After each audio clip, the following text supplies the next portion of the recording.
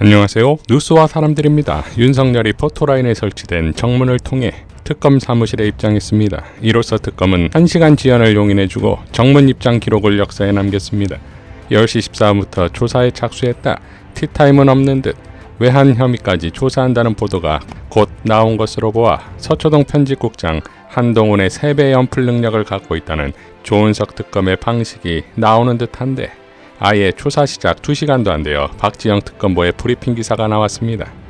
윤석열 도착 이후 진행 과정에 대해 설명했고 특히 경찰이 제일 먼저 조사를 시작했는데 오로지 수사 논리와 수사 효율성에 따른 것이고 국회 의결 의사 방해나 외환 등에 대한 조사도 이루어질 예정이다 라고 밝혔습니다.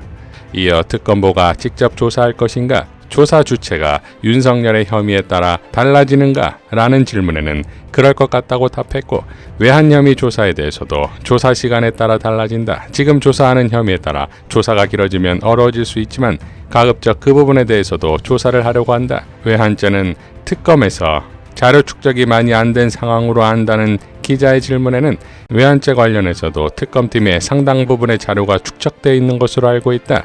수사 개시는 6월 18일이지만 준비기간 중에도 조사를 할 수 있었다. 상당 부분 외환 조사에 대한 준비가 된 것으로 알고 있다.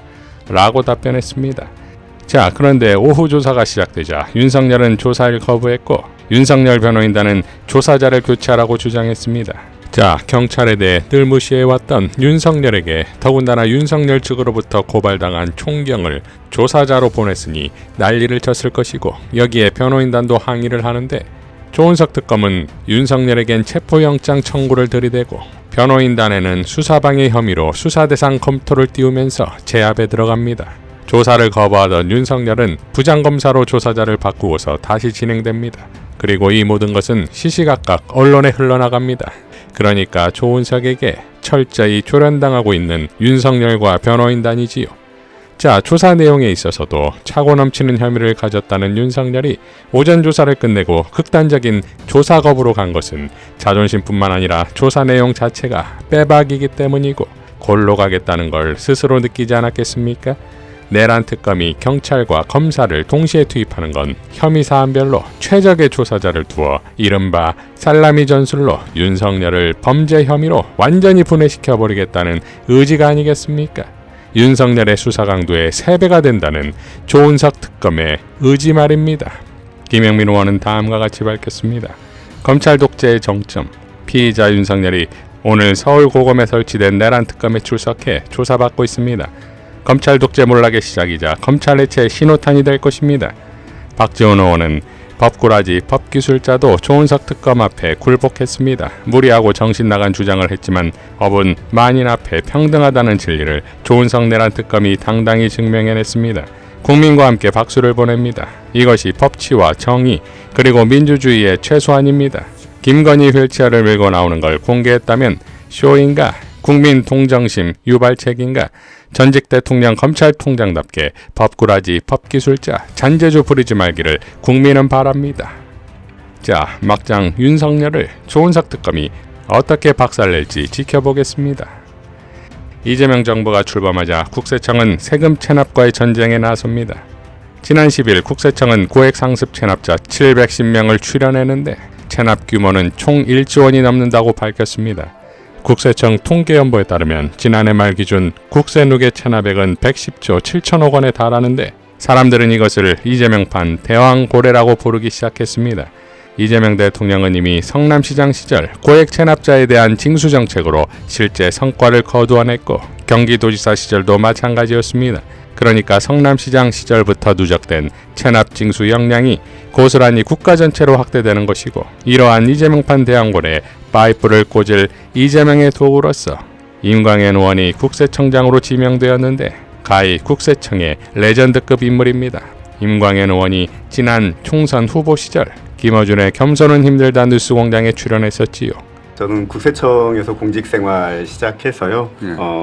노무현 정부 때 이제 청와대 경제비서관실 파견 나가서 일하고 그 다음에는 뭐 조사국장 그 무서운 조사국장 하는 또 그런 기록도 세우고 조사국장 몇 번 하셨어요? 6번. 아이고야. 저기 말았겠다. 조사국장 6번. 예. 네, 그렇게 하고 뭐 서울지방국세청장. 조사국장은 네. 이제 검토를 치면 중수부죠. 네, 그렇습니다. 예, 무서운 분 모셨네. 네. 6번 하시고 어떻게 6번이나 하셨어요? 야박하셨나 보네. 그래도 나름 힘든 면도 많았습니다. 자, 6번 하셨고 네. 국세청 차장을 마지막으로 네네. 모셔보셨고 6번이나 한 사람이 또 있습니까? 없는 것 같습니다. 그러니까 네. 야박한 분이에요. 조사를 잘하셨다는 거죠. 예. 기업을 잘 털었다는 거죠, 아주. 걸어서 입원했던 김건희가 휠체어를 타고 마스크와 복장을 노란색으로 깔맞춤하고 퇴원하더니 차량 탑승 과정에선 벌떡 일어났고 집에서 과일 먹고 걸어다니는 장면이 언론에 노출되어 나이롱쇼가 들통났습니다. 정당한 소환에는 응하겠다며 윤석열처럼 조건을 단 김건희가 오늘 윤석열의 출석과 조사 내용을 알고도 그럴 수 있을까요? 특검 출석에도 깔맞춤에 휠체어를 타고 올지 지켜보겠습니다. 강유정 대변인의 활약상만큼이나 기자들의 불만은 커지겠지요. 다음과 같은 찌라시가 돌았습니다. 대통령실 안팎에 번지는 강유정 리스크. 강유정 대변인의 브리핑 태도를 두고 비판이 거세다고 함.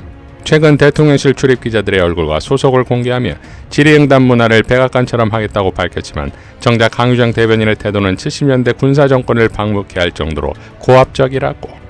이재명 대통령은 일을 잘하고 있는데 되려 입 역할을 하는 대변인이 리스크를 자초하고 있다는 평이 나오고 있음. 자, 빵빵 터지지요? 강유정 대변인이 잘하고 있다는 빼박 인증글이 아닙니까? 지난 17일 이재명 대통령은 공군 1호기 내에서 기자회견을 여는데 말미에 이런 발언을 합니다.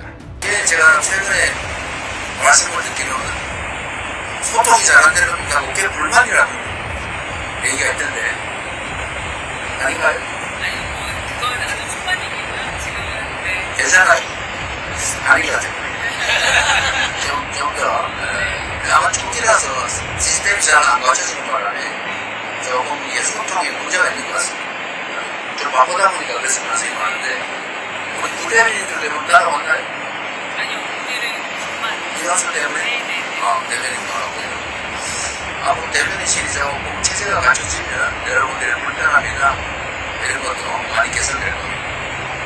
어쨌든 국민들의 눈과 귀 역할을 하시는 분들이시니까 잘 부탁드립니다. 고맙습니다.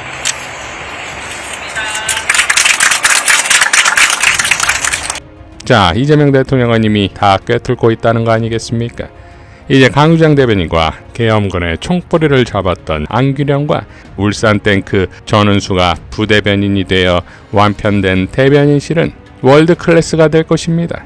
강유정 대변인의 진격을 응원합니다. 이건 별개의 질문인데 오늘 저녁에 그 언론사 사장님들하고 그리고 대통령 만찬이 있으신 걸로 알고 있는데 어떻게 자리가 좀 마련됐고 그거는 네 어떤 분들 참석하시고 어떤 성격인지 말씀 그거는 부탁드리겠습니다. 일단은 지금 공개되니까 제가 말씀드리지만 사실 여부를 확인하기도 어렵고요. 사실이라고 해도 비공개입니다. 비공개인 걸 아시는데 말씀하시면 여기 계신 언론사분들 다 알고 계시지 않나요? 저만 아는 게 아니라 비공개 행사고 있었다고 할지언정 네 저도 지금 그거는 확인하기 어려운 상황입니다. 네. 그래서 만약에 있다고 할지언정 그건 비공개 행사인데 비공개 행사를 이렇게 지금 생중계되는데 노출하시면 안 됩니다. 기자분들 다 아시는 거라 생각하고 서로 그 정도는 약속이 돼서 질의응답 하셔야 된다고 생각을 하고요. 그 김용태 그 국민의힘 비대위원장이 네. 그 지난 대통령 그 오찬 때 그 김민석 국무총리 후보자 그 문제 제기를 하니까 이제 뭐 대통령께서 뭐 젊은 비대위원장은 파면 안 나올 것 같냐 이렇게 말했다고 이제 김 위원장은 주장을 하고 있는데 이게 아무래도 한쪽 주장이다 보니까 좀 사실관계 확인 좀 부탁드립니다. 네, 확인해 보겠습니다. 저도 들은 바 없는 내용이라서요. 뭐 장관 지명 후보자들과 교감이 있었냐는 얘기라고 이해하면 되겠습니까? 있었는지 그리고 혹시 없었다면 뭐 사실 후보자 신분이기 때문에 없었을 수 있는데 그렇다면 이제 장관들도 이제 본인들과 같이 일할 차관들을 임명할 수 있잖아요. 임명에 대한 목소리를 낼 수 있는데 그러지 못함으로써 이제 좀 국정과제 수준이나 이런 거에 있어서 어려움을 겪을 수 있지 않나 뭐 그런 얘기가 관가에서도 나오곤 하더라고요. 그래서 그런 거에 대해서 어떤 관가에서요? 이제 세종관가. 세종관가에서요? 예. 어떤 부처에서요?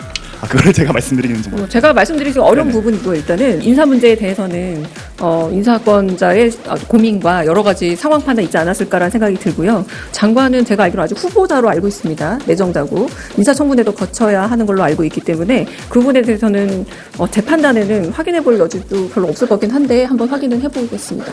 이상 뉴스와 사람들이었습니다. 시청해 주셔서 감사드립니다.